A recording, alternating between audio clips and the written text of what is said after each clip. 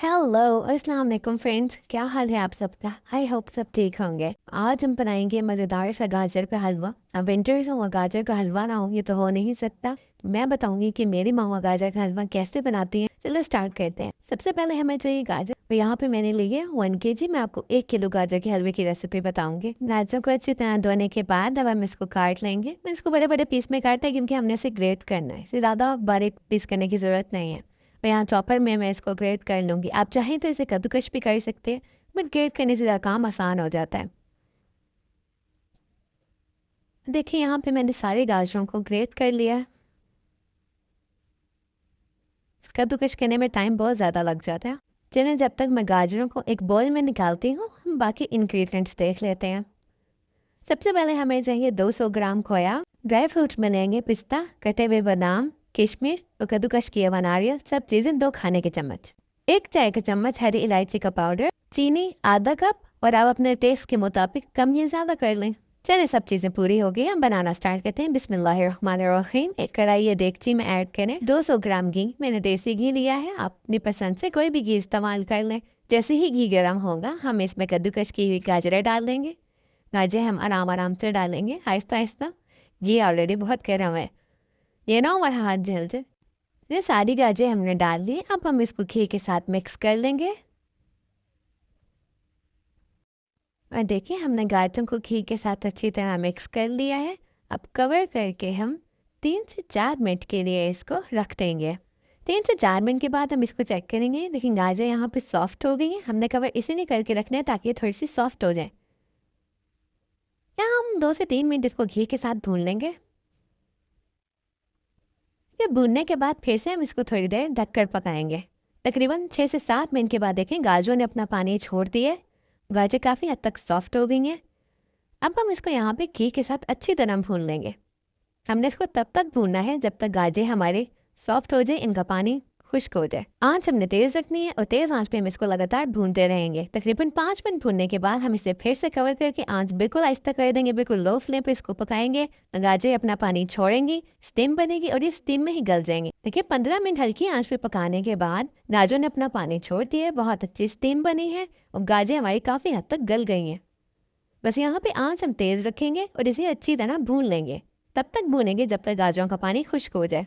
तकरीबन हमने इसे 5 से 6 मिनट भूना है। उसका पानी भी काफ़ी हद तक खुश्क हो गया। तो अब हम इसमें डाल लेंगे 1 कप दूध और इसे अच्छी तरह मिक्स कर लेंगे। दूध को हमने अच्छी तरह मिक्स कर लिया। अब हम इसे कवर करके उबाल आने तक का वेट करेंगे। और यहाँ देखें दूध में उबाल आ चुका है। अब हम इसको अच्छी तरह भून लेंगे। हमने इसे तब तक भूनना है जब तक दूध हमारा रिड्यूस हो जाए। गाजरों को थोड़ी देर दूध के साथ भूनने के बाद हम इसे फिर से कवर करके पकने के लिए रख देंगे ताकि गाजर दूध के साथ पक जाएं और गाजरों में जो भी कसर बाकी रह गई है वो इस पॉइंट पे कम्प्लीटली गल जाएंगी। लेकिन 10 मिनट के बाद हम इसे फिर से चेक कर लेंगे तो गाजर हमारे यहाँ पे कम्प्लीटली डन हो गई हैं, बिल्कुल गल गई हैं, दूध भी हमारा खुश्क हो गया। तो अब हम इसमें डाल लेंगे खोया।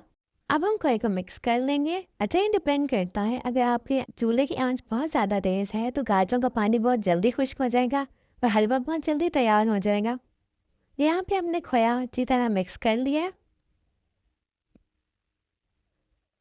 तो इसके बाद हम इसमें डालेंगे इलायची का पाउडर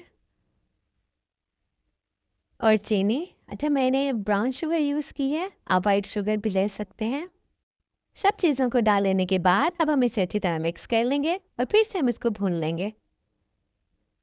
आँच हमने तेज़ रखनी है और यहाँ पे देखेंगे खोया आहिस्ता आहिस्ता मेल्ट होना स्टार्ट हो जाएगा। देखिए जो खोया हमने इसमें डाला था वो आहिस्ता आहिस्ता मेल्ट होना स्टार्ट हो गया। हम इसमें तब तक चम्मच चलाएंगे जब तक ये कम्प्लीटली मेल्ट हो जाएगा। और यहाँ पे देखिए ये कम्प्लीटली मेल्ट हो गया है। तो हम इस पॉइंट पर इस पर ढक्कन रख के इसको पकाएंगे ताकि गाजरों के साथ अच्छी तरह पक जाए और जो भी पानी या दूध खोए में है वो अच्छी तरह से खुश्क हो जाए। अच्छा काफ़ी देर हो गई है इसको पकते हुए। अब हम चेक कर लेंगे। देखिए जितना भी लिक्विड था इसमें वो खुश्क हो गया है। हम इसको थोड़ी देर भूनेंगे। देखिए ये कम्प्लीटली खुश्क हो गया और घी भी सेपरेट हो गया।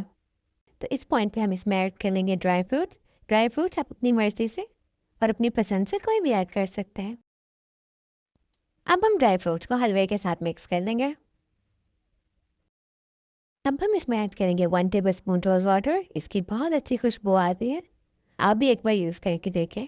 इसको मिक्स करके मैं थोड़ी देर कवर करके रखूंगी ताकि जो ड्राई फ्रूट्स हमने डाले हैं वो इसमें सॉफ्ट हो जाए। और रोज़ वाटर की बहुत अच्छी खुशबू आ रही है। दे जैसे तो हमने घी इसमें पूरा ही डाला था, लेकिन अगर आपको लगता है कि घी ज़्यादा है तो भूनने के बाद एंड पे एक्स्ट्रा घी आप इसमें से निकाल सकते हैं। हलवा हो गया है तैयार। मैंने इसे कर लिया है डिश आउट। आप मुझे ज़रूर बताइएगा कि आपको उसकी प्रेजेंटेशन कैसी लगी।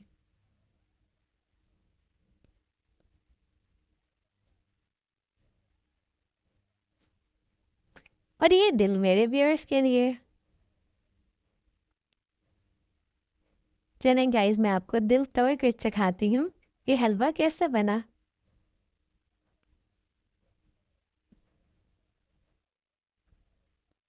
ये बाइट मेरे व्यूअर्स के लिए है। चलें अब आप मेरा दिन मत तोड़ें, जाएं मेरे चैनल को सब्सक्राइब करें। अगर वीडियो अच्छी लगी है लाइक और शेयर भी कर दें। गाइस इस कदर सॉफ्ट है बिल्कुल मुंह में घुल गया है। आप भी ट्राई करें। आप मुझे कमेंट में बताएं कि कैसा बना था। इतने सारे दिल हैं। चलें इनमें से मेरी तरफ से ये दिल आप सबके लिए। अरे मैं इसको एंजॉय करती हूँ। आई होप कि आपको मेरी वीडियो अच्छी लगी होगी। अगर अच्छी लगी है तो उसे लाइक कर दें। मैं मिलती हूँ आपसे नेक्स्ट वीडियो में। अपना ख्याल रखिएगा, मुझे दुआ में याद रखिएगा। Thanks for watching. Bye bye. अल्लाह हाफिज। Take care.